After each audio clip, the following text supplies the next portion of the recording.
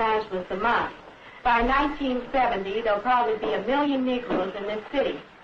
And I know that people are concerned about this. They may not talk about it very often, but I certainly heard them shudder in church when he said there'd be 1 million Negroes in Los Angeles. We shudder because we're saying, in essence, the majority of these people are not like we are. Uh-oh. And we Whoa. Did y'all hear that? Did y'all hear that sellout?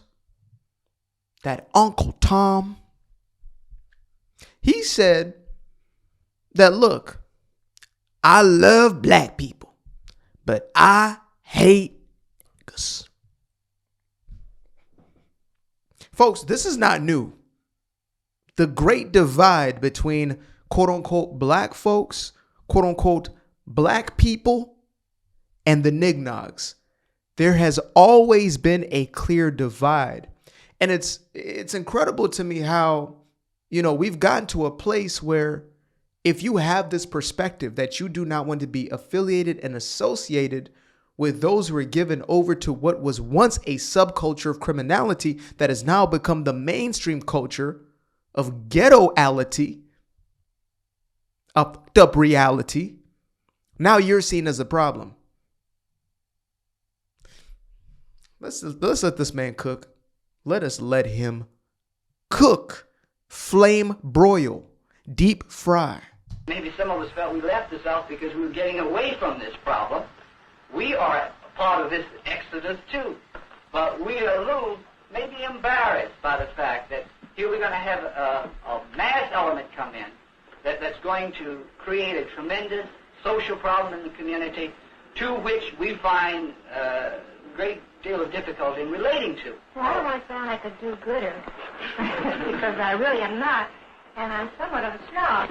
But I do think that with these people coming in who are not our intellectual equals, nor are they of our sociological bracket. Look, this ain't me. I didn't say anything. She said what she said. They're not our intellectual equals. Now, these folks right here would have been called the black boule, the bourgeoisie, right? The W.E.B. Du Bois of the world. Well, guess what? They actually had some sense. They were trying to warn of things to come because look at the state at this point. Look at where we are. These were our women. These were our men. Right here. Am I saying they were perfect? No man is. But they were trying.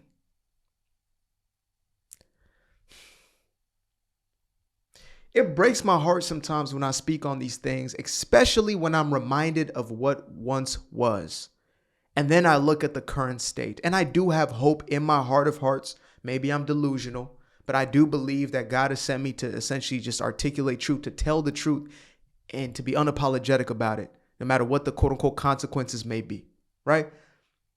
To shed a light on these things. Folks, this is not a new phenomenon. Ghetto culture was not acceptable. And some people say it's still a subculture. It is not a subculture. It is the mainstream culture right now. That's the issue. Back then, here, it was a subculture. This is what most black folk were like. This is how they were living, even getting off of those plantations. They respected family. They respected God, creator. They respected their values, their principles. They were moral people. The community aspect we talk about actually existed, where we take care of each other as opposed to destroying one another. And y'all think, and I'm not talking to you specifically, but those who are, the naysayers, y'all believe that we are sellouts for saying this, when in truth, who's the one who allows this to continue to perpetuate? Have you not sold your own people out when you are the dope boy like I used to be? I was a sellout then. Were you not the sellout when you were pushing this propaganda of promiscuity, being in these streets, losing your life, taking your own brother out? Are you not the sellout then? Make that make sense for me, folks. Make it make sense. Let us continue. they're not to be a handicap to us. They'll find their own level. Now, I do sound like a snob, but I don't mean it this way. But they're used to living a certain way, and they, too, might rise up above their origin and might one day be our associates. The whole tone of this meeting is we're setting ourselves up as little puppet Jesuses. We can't help anyone else until we help ourselves. Man, that brother took the words right up out of my mouth. That man took the words out of my mouth. I was just about to say, look, sis, and she had the right intention. But she would be considered a sellout. She'd be considered offensive. How dare you? In my greatest Greta Thunberg accent. She would have been considered a sellout. What? You think you better than us? She said they are not our intellectual equivalents. They're not on our level. But I'm sure that they can one day, become as sophisticated as we are. You can feel how you want about that. But I take sophistication over criminality any day of the week. Give me bourgeoisie over ghetto mentality. All day, every day. That brother then came in and he said, we're not mini Jesuses. It's not our job to save these people. And he was right. There are those who cannot assimilate into your environment. It's what's going on, within the Western world right now. You have peoples coming from different places, different groups with different affiliations that do not care to assimilate to become a part of the whole. Therefore, they are disintegrated from the community. Therefore, they are not an addition. They are a liability. They are not an asset. They are not adding. They are taking away from more often than not. So and it's like the criminality they're speaking of is not even equivalent to what it is now. Now you got kids with, with Rugers, AR-15s. You got kids in the hood with 5, 6, 7 bodies on them. They were just talking about somebody who's, nickel and dime hustlers, right? Gamblers. They're talking about maybe some PIMPs, things of that nature. Individuals who are selling dope in the community. Low-level hustlers. Stick-up boys with, with knives on them or whatever it is. Look at what it is today at a mainstream level. How do I know it's mainstream? Because if you speak out against it, you are in opposition. You are the alternative. Once you become alternative in your thinking, it means that something else is the mainstream. So I'm going to let them finish this off. But these are the types of discussions and conversations I miss, where there's actual thinking behind them, right? You can tell there's a different level of mental acuity, mental capacity. There's a certain level of think it through itness. You understand me? As opposed to just, well, I saw this on this app and, oh, Lord, that's a whole nother conversation. Might one day be our associates. The whole tone of this meeting is we're setting ourselves up as little puppet Jesuses.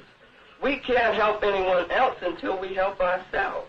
The Negro has had 2 professions, his own medicine, dentistry, law, or psychiatry, and he's had the profession of being a Negro. And many of us have come out here to escape from this second profession of being a Negro. And we are out here a while and we're working in our own field, and then we find out that here these same problems are falling on the heels of 1,600 Negroes a month that come into Los Angeles. Now this gives us problems. It's our own view. It's our own identifying with these Negroes that are coming in with their carpetbags that causes us problems. This is why you need strong male voices. I'm not saying that women ain't going to speak this type of sense, because y'all do. But this is why you need the masculine, because he's setting a precedent to say, look, I understand that these are people coming from maybe the same environments we came from, etc., but they don't share the same value system. They're not going to move the same way. And when we associate with them, when we connect ourselves to them, look, I remember scripture says that if you're looking for the good, you will find it. If you're looking for trouble, it will find you, right? That's how darkness works. You don't have to seek darkness. You just got to let it in, basically. You got to seek out the good. But if you're doing wrong, wrong is always going to meet you. It's always going to be right there at your door. Right? Example. If you are laissez-faire about the people you hang out with, you're not discerning about the relationships that you build, then you will have people around you who are on the dope, like I, at 14 years old. And because I wasn't seeking out the good actively and intentionally, I fell into, from that first joint to the very last. You got to seek the good, and you have to shun. Shame is a word that I used to have a complex relationship, but now I have a different context of it. I view there's a healthy and an unhealthy shame. So the healthy shaming is, again, it's like a healthy disgust. When you smell something rotting, you feel a sense of disgust that tells you this is not something that you want to engage with. You don't want to consume this. We should have that same level of righteous disgust when we see certain ways of living and acting, and we should have a positive or healthy shame to say we're not going to allow those things into our environment. First, your own internal environment, the most important environment, your own environment, mental, emotional, physical, right? It's not enough just to say, oh, we're not going to let it into our neighborhoods, which is valuable and it's important, but it's to say we're not going to let it into ourselves, because that's what happened. Now that brother right there who's wearing a suit, speaking some sense, his great-great-grandkids now become the very thing that he feared most. Basic embarrassment that we as Negroes have. We want to live together, yet we want to sort of scatter to the far winds and live amongst white people. Not much has changed. Not much has changed. And again, it's beyond, like, obviously he's making the statement he's making, and I can see both sides of that argument. Continue to run after the white suburbs. Was it this? Was it that? It is to make your own environment a place that is habitable. But in order to do that, you have to hold on to the principles and you have to shun everything else. The white folks have the suburbs because they ran from the trailer park folk. They ran from the hillbilly mentality. That's why they got that now. That's a God honest truth. They have their own ghettos that they evaded and escaped and created their suburbs. So you want to create the suburbs? I did a video of a lady talking about the DMV. What is it? Maryland, DC, and Virginia. That little circumference over there.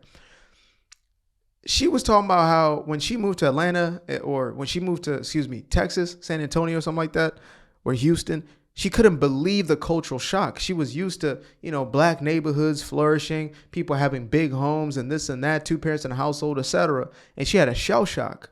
And unfortunately, it's become a wider, greater shell shock than ever before, because this is now the mainstream. It is mainstream not to have dad in the house. It's mainstream not to grow up, in the quote unquote middle class per se.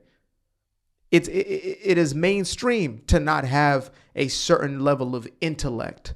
And that's overall American quote unquote culture, right? The education system has gone to essentially nothingness, 40% illiteracy rates. But man, this did a number on me for sure. This did a number on me, because it's a reminder to say these aren't new conversations, but if they're not had, that's how we got to the place we did. We became this woman who, though she knew her sophistication, etc., she still said, but we have to let them in. So that's a Trojan horse. That's a Trojan horse.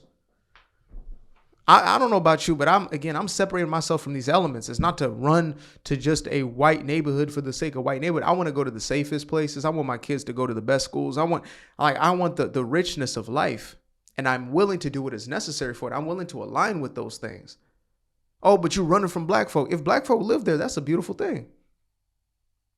If black folk live there, that's a beautiful thing. If white folk live there, that's a beautiful thing. I'm not necessarily concerned with the tribalistic aspect of yesterday. This, the tribalistic mentality that got us in this mess in the first place. We got to stick together. No, we don't. No. You're not about to manipulate me into going with your foolishness. Absolutely not. So shout out to Shout out to the folks who are able to make this available for us. It's a beautiful thing when we see, moments of history. I'm sure 60 years, 80 years from now, they'll be looking at the content from today and they will be saturated with it, too much to even fathom. Whereas like now we only have like a few of these clips that we see every now and then. So appreciate y'all for tuning in. Till the next time, peace.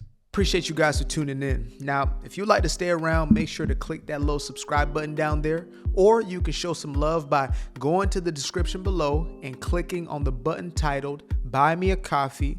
Leave a little something there, or click on the Cash App. Leave a little something here. Till the next time, peace.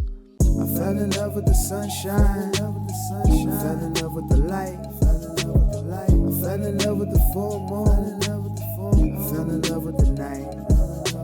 I can see the light again. I can see the light. You can see the life in him illuminate the night. I know the time is taking. A 3-6-5, that's a full rotation. I see you looking up, you know them constellations. Constantly gazing like house of praises, you get to praising.